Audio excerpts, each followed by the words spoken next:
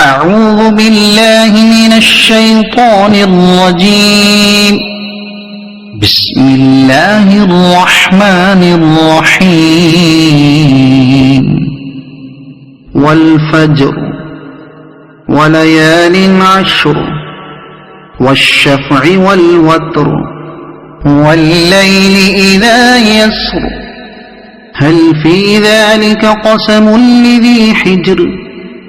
ألم تر كيف فعل ربك بعاد إرم ذات العماد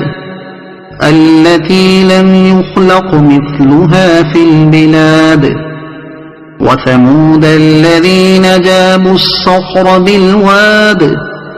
وفرعون ذي الأوتاد الذين طغوا في البلاد فأكثروا فيها الفساد فصب عليهم ربك سوط عذاب إن ربك لبالمرصاد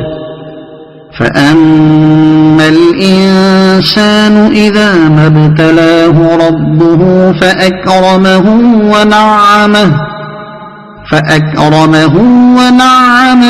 فيقول ربي أكرمن وأما إذا ما ابتلاه فقدر عليه رزقه فيقول ربي أهانن كلا بل لا تكرمون اليتيم ولا تحاضون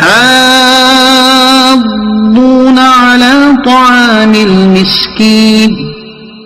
وتأكلون التراث أكلا لما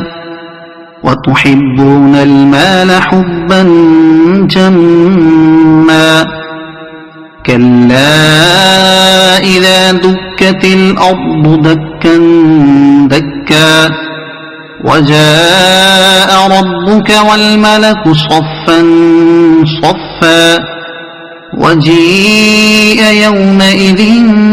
بجهنم يومئذ يتذكر الإنسان وأنى له الذكرى يقول يا ليتني قدمت لحياتي فيومئذ لا يعذب عذابه أحد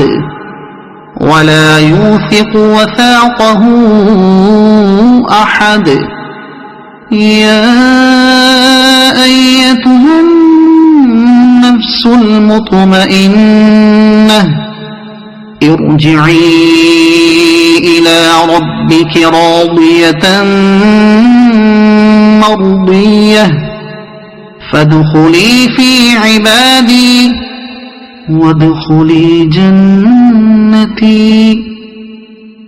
صدق الله العظيم.